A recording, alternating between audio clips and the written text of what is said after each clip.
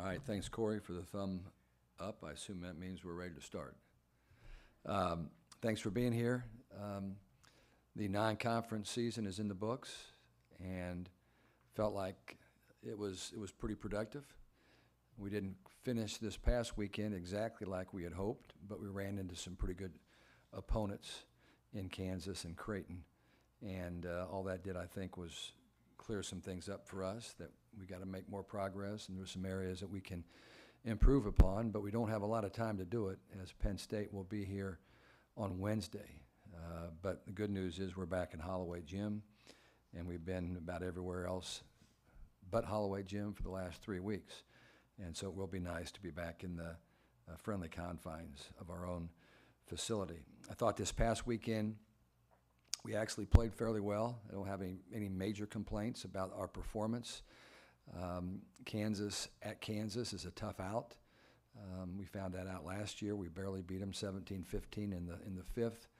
This year, I thought we were in a position to win about every game, and we just couldn't find a way to do it often enough.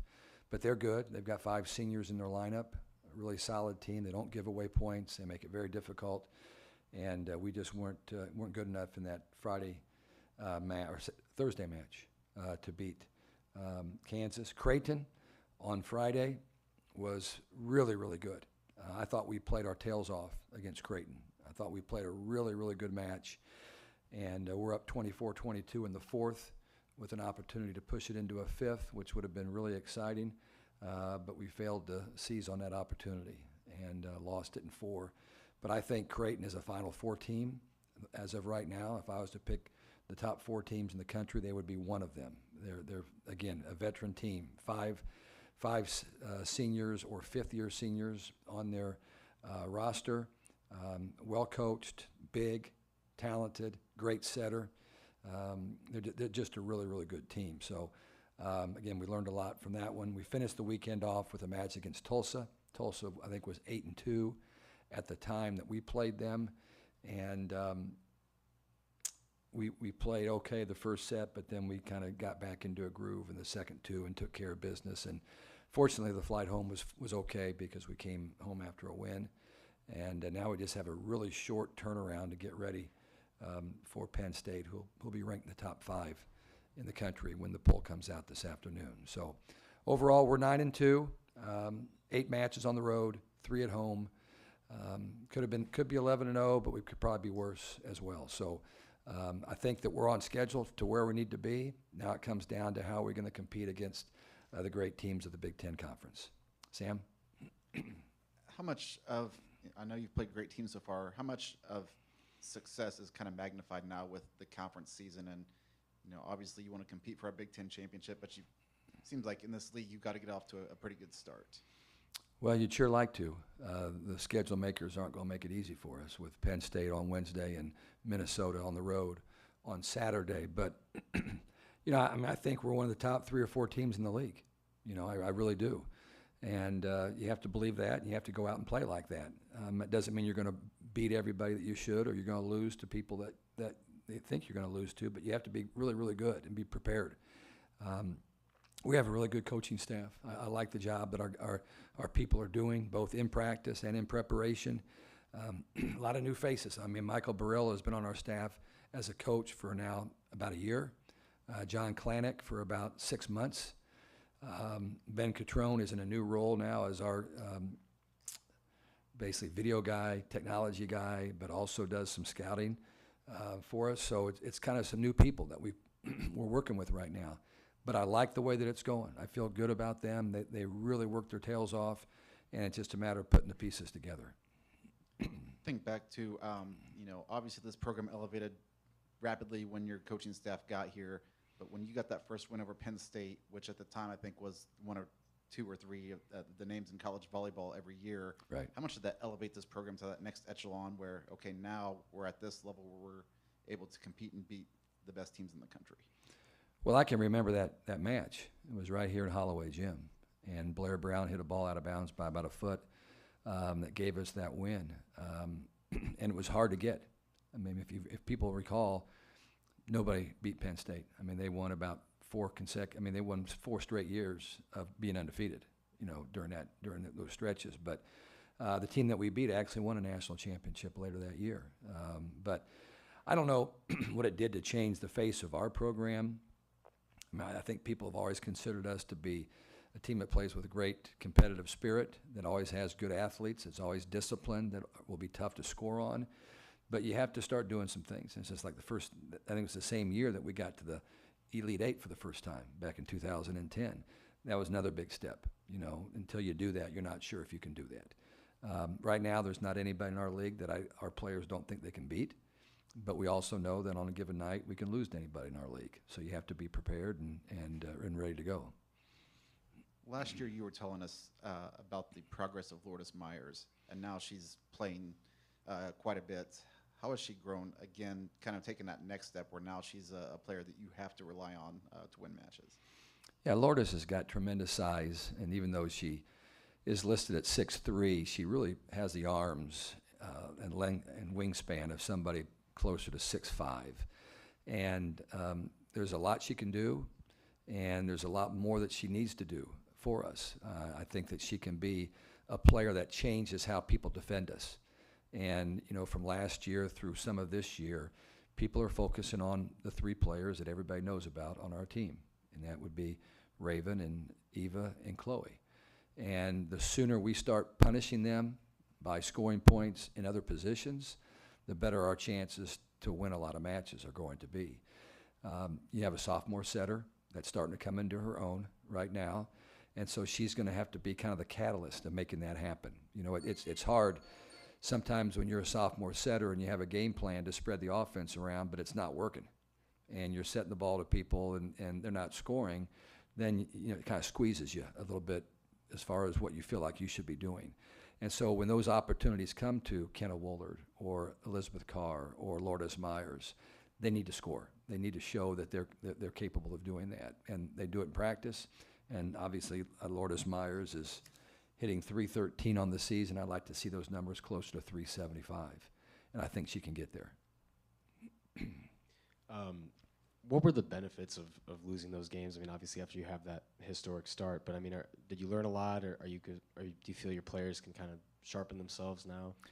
Yeah, I think that from a coaching standpoint, you always see it's easier for you to see some of the areas that you need to work on, whether you win or lose.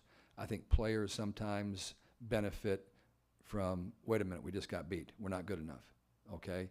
And so now we'll go back and we'll look at some tape and we talk about a lot of things. I think all of our coaches, without even being asked, they all came in with a long list of things today that we need to work on. Okay, none was really longer than the list I had, but they all came in with some ideas.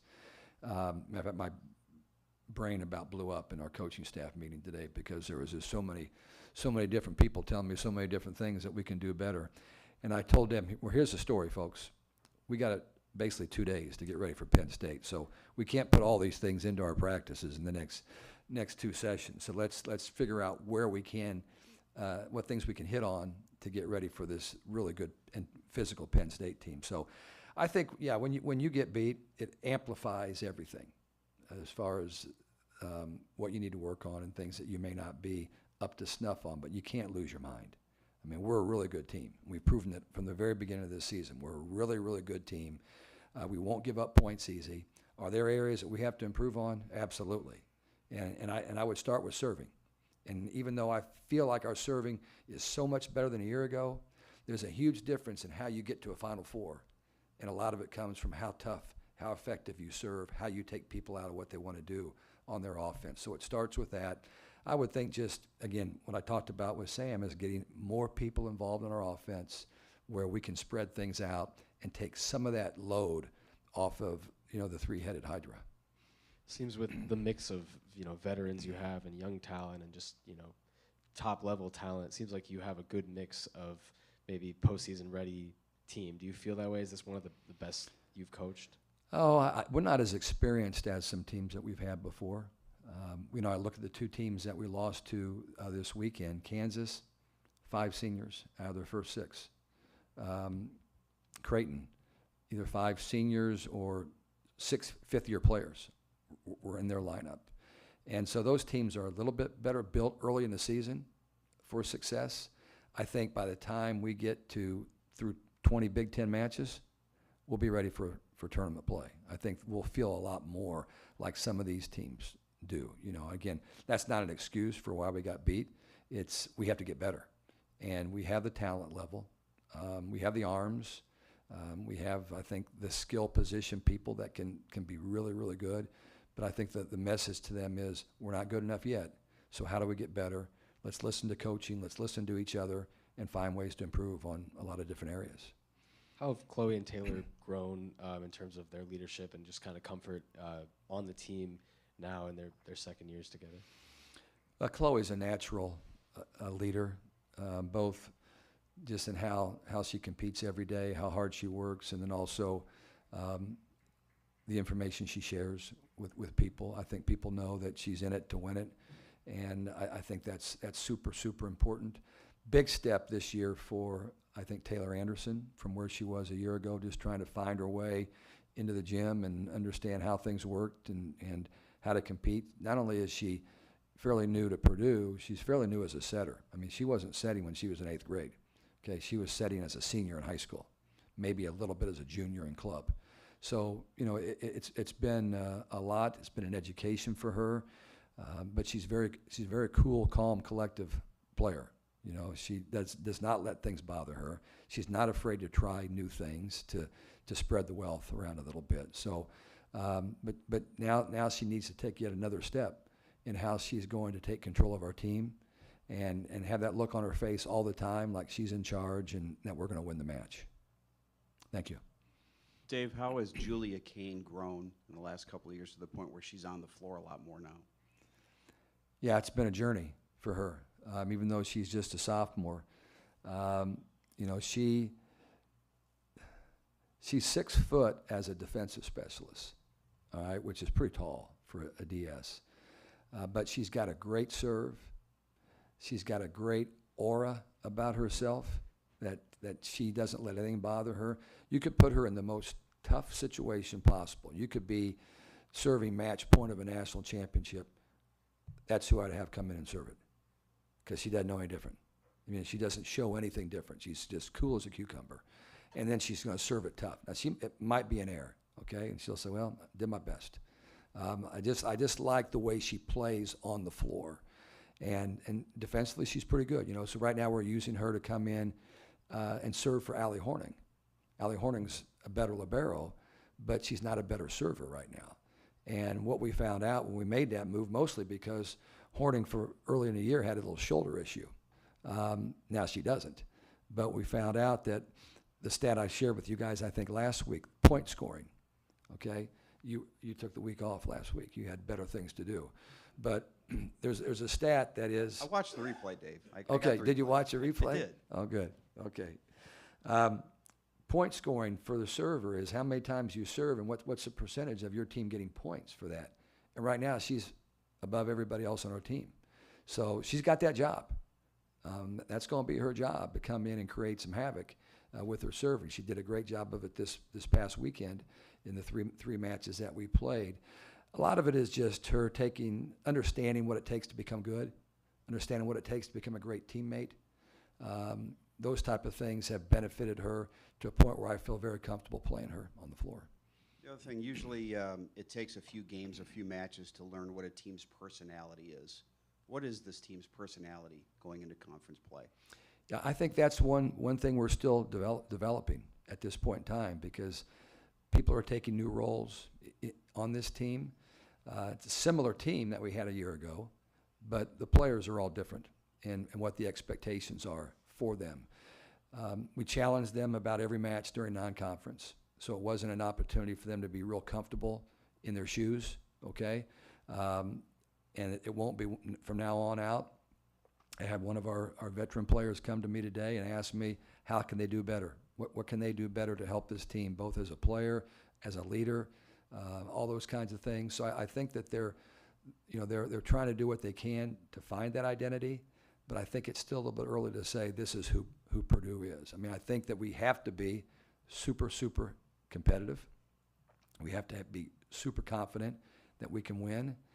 We have to be a great defensive team. We have to have people display great arms and take over matches when the time comes. But I think we're still trying to find out exactly who we are. Yeah. That's good. All right. Thank you very much.